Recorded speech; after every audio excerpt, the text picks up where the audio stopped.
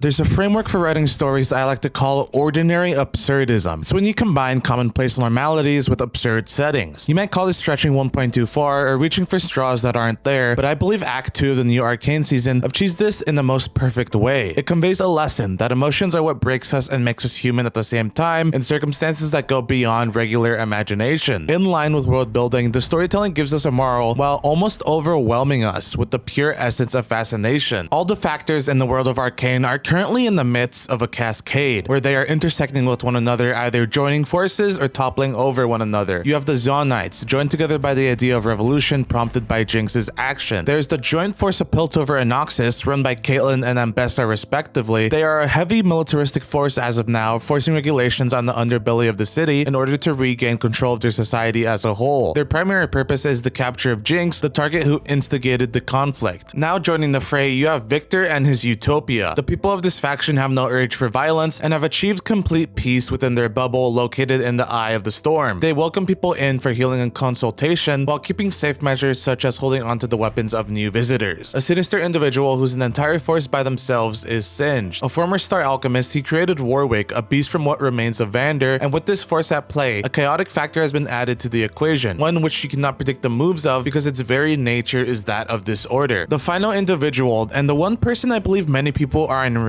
with, is Jace. Having experienced their arcane in a manner adjacent to Victor, he has undergone a mental shift, but not one that promotes transcendence and peace like that of Victor. He is suffering from what he sowed, and I found him to be the X factor in the story. Someone who isn't following the pace of everyone else and has gone rogue, but can still affect the main plot in a substantial way. These are all the players in the story, and while the main showing of the plot is the warring between these factions and the individuals for agency of the nation, there are resolutions that can often be mirrored to real life through the emotions that they convey. From ties that can't be severed to fighting for the greater good, Arcane sends a message that all of us know too well. To start off with, Vi's, Jinx's, and Vander's reunion was anything but wholesome at first. The danger that Vander posed to the sisters was substantial, and it couldn't be helped that their convergence began with blows being thrown and blood being spilled. As the fight was nearing its end, we see Jinx and Vi reform their faith in one another through a dire decision. Vi has to put all her trust into Jinx when she says that this beast, this savage creation in front of her eyes, is Vander. It isn't something that Vi can do easily, as we've seen with her in the past, accepting that Jinx is beyond saving, and just before coming to the mines, she mercilessly tries to choke out Jinx. There isn't something that just changes in one split moment, but Vi takes a chance, drops her gauntlets, and calls out Vander's name. It is this chance that Vi took on Jinx, and on Vander being inside this creature, that they were able to be reunited once more. I really don't think emotions change this quickly, and you can tell from Vi's split mind on antagonizing Jinx, but still remembering that she is family, a bond of blood that cannot be easily broken if at all. I don't think it was out of nowhere, and like we'll learn later, emotions are highly reactive, volatile, and unpredictable in the most reasonable way. The first time Jace and Victor meet with each other after Jace has touched the Arcane, we get a glimpse of both of their mindsets pertaining to Hextech according to their emotions. Victor, having formed a pseudo-religion, praises it as the next step in nurturing a civilization that has set itself apart from the typical society run by terror and authority. He formed this place of belonging with the thought in mind that nobody needs to be above one another and people can work in unison on equal terms. Jace seems to have been taken down a different path of fate through touching the Arcane, having seen what can possibly occur from the continuation of this path, and has dedicated his next steps to tearing down this facade of peace. Both of these viewpoints stem from their experiences, their thoughts, and emotions from these memories they've formed. These scientific geniuses once both believed in Hextech as the next stepping stone in Piltover's attainment of progress. However, Victor left Jace because he was entrapped in a flurry of intense emotions, having realized Jace's stubbornness to let go of this discovery. It is in this same outburst of emotions from whatever Jace experienced in the Arcane that he cannot let what Victor is doing go on. They were once together, now separated because of emotions in the moment and long-standing position of thoughts, now again split on different sides because of new experiences. It wasn't supposed to be like this, but it was due to coincidence of Jace discovering the Arcane at the time he did, and the fact that Victor was injured and recovered from the initial terrorist attack due to the hex cord that they have hot swap perspectives and are still at each other's throats. In one moment, it feels like people can be on the same page, but in the next, they can be at odds with one another. In Arcane, especially in the second season, people are continually switching their allegiances because of new experiences and in turn, new emotions. It was the same with Vi and Caitlyn joining up to take down Jinx and very quickly turning on one another, resulting in Caitlyn essentially going solo and Vi walking alone until eventually reconvening with Jinx and Isha. It was the same when Mel was isolated because of her self-proclaimed justice, fighting against her mother and anyone supporting her. Hell, even Sallow, a not so very interesting character, once holding an allegiance to the council, then switching to colluding with Mbessa, and finally seeing the light within Victor's situation before being quickly removed from the picture. As we learn in the beginning and the end of Act 2, emotions are truly unpredictable during turbulent times, a phrase that perfectly describes the state of Arcane in Season 2. Isha goes off by herself to help Zahn when they are suffering at Piltover's hands but gets captured very quickly. Jinx needs to go help her, and it is because of their emotional connection that actions start being taken and gears start shifting into place. With Singed, we understand that every evil he performs is for the sake of love. His daughter, now on the verge of death but being held in stasis, needs something to stabilize her condition, and that is the reason he made Vander who he is. All for the emotion of love, it is also the reason why he joins up with Mbessa in order to track down his creation, and why their forces collapse onto Victor's village initially, residing in the labyrinths nearby. When Vi and Caitlyn meet along the canyons of Victor's village, we get to see another moment where, in a reaction of synapses and emotions coming together, Caitlyn and Vi understand each other and their circumstances. Caitlyn doesn't truly hate Vi, and never having trusted Mbessa completely after coming down from her high in the first act, we can tell Caitlyn has feelings she hid away about what we truly should be fighting for. Vi reveals that she is trying to protect her father, and it is in this silent moment that they comprehend what each other needs. Caitlyn cared so much more for Vi than Mbessa's rampant desire for control over Piltover. She's not so blindsided by her rage as she doesn't see that Mbessa is trying to control Caitlyn's string like a marionette. This all stems from reserved emotions that haven't seen the light of day. They formulate their plan to prevent this tragedy that is coming forth, and it is at first that this plan is successful in every way. They take down Mbessa, whose emotions consist of bringing back her family and seizing power in Piltover. Singed is prevented from stimulating Vander into a berserker state and trashing Victor's tranquil village. It looks like everything's going to be fine, but that is before the X factor of the story, Jace, comes and rips it all away. Most people seem to be upset by the progression of his character, but it is in small moments switching between what has yet to be and the present that we can understand Jace's intentions. Jace has understood and is able to see clearly the results of Hex Tech and its unrestricted chaos if left unchecked in Victor's hands. He walks up to Victor's hold and is ready to take things into his own hands. Like he's done this many times before and has failed, Jace takes his hammer and shoots Victor straight through the chest. His feelings of suffering actualize into this justice he has taken upon himself to perform. From this, everyone who has been altered by Victor begins to malfunction, including Vander, who has now gone berserk. Everyone is in a panic, including Nox's forces who just arrived and begin bringing down pain onto Vander. Vi, Jinx, and Caitlyn try to stop what they can, and Isha sees her chance to put everything to a halt, throwing herself into the conflict and potentially sacrificing herself. Everything and everyone everywhere collapses onto each other like an avalanche, and Victor's monologue derived from his past experiences perfectly spells out our experience watching everything unfold in Season 2 of Arcane. Emotions are volatile, unpredictable, but make sense, and it is because of this that while actions can be planned out, life takes unexpected turns through all avenues. This lesson that Arcane has been building up these past couple weeks could have easily been conveyed through other media in the same genre, the same way it does in Freerun, with characters hiding intentions but performing actions for their own greater purpose. Dandadan has shown in episode 7 that despite what we thought as the audience, spirits such as acrobatic Silky have undergone tragedies and hold trauma that dictate their actions, but they still hold a little piece of themselves under this veil. Blue Box is another show that, despite its mundaneness, displays what Arcane is showing, with different romantic interests and passions for sport coming together and influencing one another, leading to different results in all their aspects of life. There's so many shows that try to do this, some successful and some unsuccessful, but through their world and conflict, they are trying to display the mundane in either commonplace or absolutely absurd scenarios. In Arcane's situation, it is through absurdism that commonplace reaches out and touches all of our hearts. From the times that Vander despises Silco to the affection that Isha feels for Jinx, every emotion tumbles onto another, creating a whole new dynamic, ending a spiteful path, or promoting hope for a new group of people. This is what made so much sense about Vi stopping Caitlyn from taking the shot in Act 1, because if taken, it only would have set a whole new cycle of hate into action from the moment of impact. Arcane's writing technique of ordinary absurdism is something that takes a lesson that is surprisingly mundane, but presents it in a fashion that sparks fascination in all of us, leading to heartwarming moments or resolutions that cause us to break down. It is in this show's storytelling that we learn emotions are what breaks us and makes us human, something that is unpredictable enough to a point that it creates cataclysmic reactions such as the conflict in Arcane, but also something that makes our romantic relationships in real life feel so complicated. It prevents something commonplace to us in ridiculous manners, teaching us a sentiment that we know all too well.